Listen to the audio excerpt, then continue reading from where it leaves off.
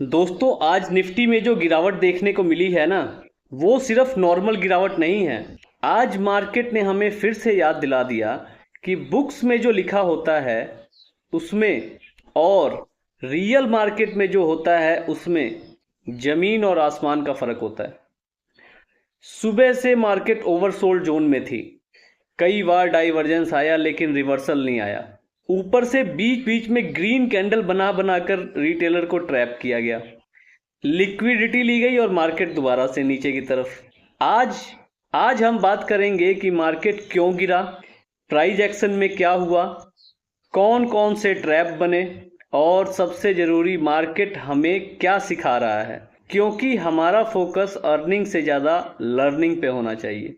पहले जल्दी से थोड़ा सा बैकग्राउंड समझ लेते हैं। आज जो गिरावट देखने को मिली उसके पीछे थोड़ी सी ग्लोबल टेंशन भी है।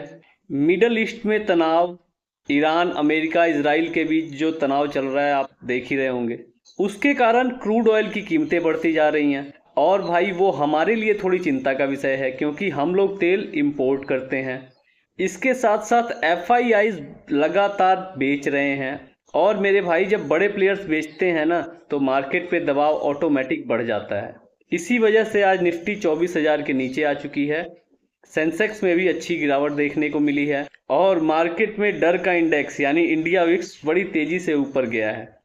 और विक्स जब ऊपर जाता है तो पैसे बनाने के मौके भी बढ़ते हैं। लेकिन मेरे भाई ध्यान रखना, ये कोई बहुत बड़ी इकोनॉमिक क्राइसिस नहीं है, ये ज़्यादा सेंटीमेंट और ग्लोबल जो टेंशन चल रही है उसकी वजह से है। अब बात करते हैं असली गेम की जो हमारे काम की है। कल एक्सपायरी में हमें साइडवेज टू अपसाइड मूवमेंट देखने को मिली थी।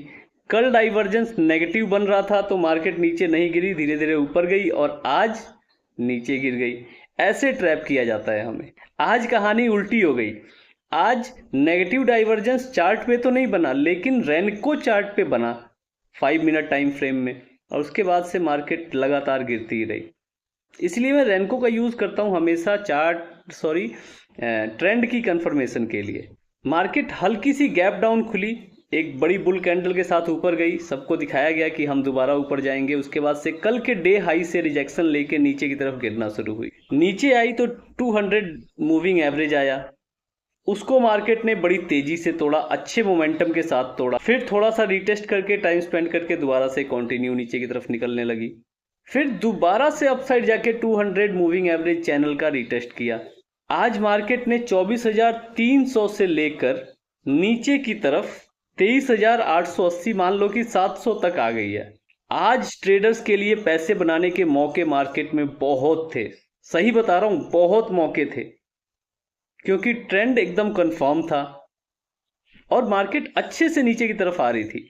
2-3 बार ट्रैप किया गया और ऊपर से विक्स हाई था तो प्रीमियम अच्छे से बढ़ रहे होंगे, घटेंगे भी बढ़ तेजी से, लेकिन बढ़ भी रहे थे तेजी से। तो आज पैसे बनाने के मौके मार्केट में थे।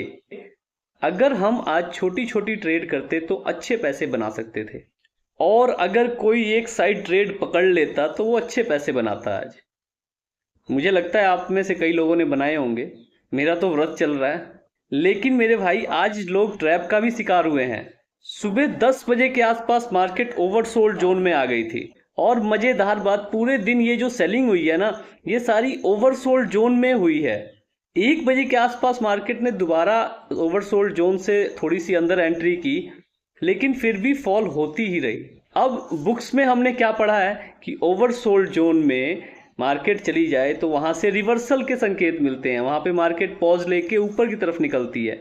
और आज ओवरसोल्ड जोन में पॉजिटिव डाइवर्जेंस बने लेकिन मार्केट ऊपर नहीं गई, ऊपर जाने का दिखावा किया, स्टॉप लॉस हंट किया, लिक्विडिटी ली और नीचे की तरफ आ गई। जो भी रिवर्सल आए थे या जो भी पॉज था वो केवल लिक्विडिटी बनाने के लिए था।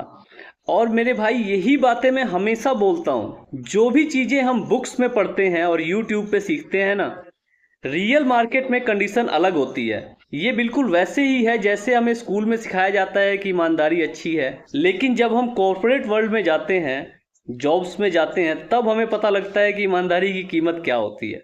तब हमें पता लगता है दुनिया थोड़ी अलग तरीके से चलती है। स्कूल में हमें सिखाया जाता है कि सबके साथ मिलकर चलो, लेकिन असली दुनिया में जाने पर हमें पता लगता है कि सच्चाई क्या है। मार्केट भी बिल्कुल वैसी ही है। मुझे याद है भाई, जब मैंने पहली बार हैमर के बारे में पढ़ा था हैमर कैंडल, और मुझे लगा था कि मुझे मार्केट का सीक्रेट मिल गया। वीकेंड था, मैंने बेसब्री से मंडे का इंतजार किया और मंडे को जो हुआ होगा वो आप समझ सकते हैं। परसों भी इन्वर्टेड हैमर के चक्कर में मेरा लॉस हो गया। अभी पुरानी बात क्या करें, परसों हो गया यार। लेकिन आज इतनी शानदार गिरावट के बावजूद मैंने ट्रेड नहीं किया। क्यों? क्योंकि मैं अभी अपने लिए नई स्ट्रेटजी बना रहा हूं। मेरी पुरानी स्ट्रेटजी काम नहीं कर रही है, और अगर बिना स्ट्रेटजी के ट्रेड कर लिया तो वही पुरानी आदत दोबारा से मेरे दिमाग को हाईजैक कर लेंगी। तो एक बार उस चक्कर से निकल चुका हूं, दोबारा उस चक्कर में नहीं फंसना चाहता। देखो भाई, हम कोई बड़े इंस्टीट्यूशन तो है नहीं, ना हम बैंक हैं, ना ही बड़े फंड हाउस हैं।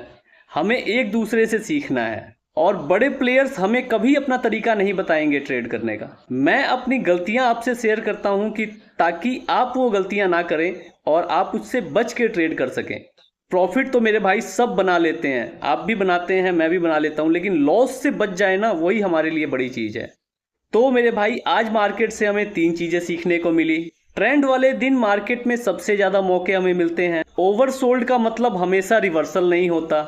और मेरे भाई, स्ट्रेटजी के बिना ट्रेड करना बड़ा खतरनाक होता है। ये मेरे लिए था, आप भी आजमा ले तो सही ही रहेगा। अब आप लोग बताओ, आज आपने क्या किया?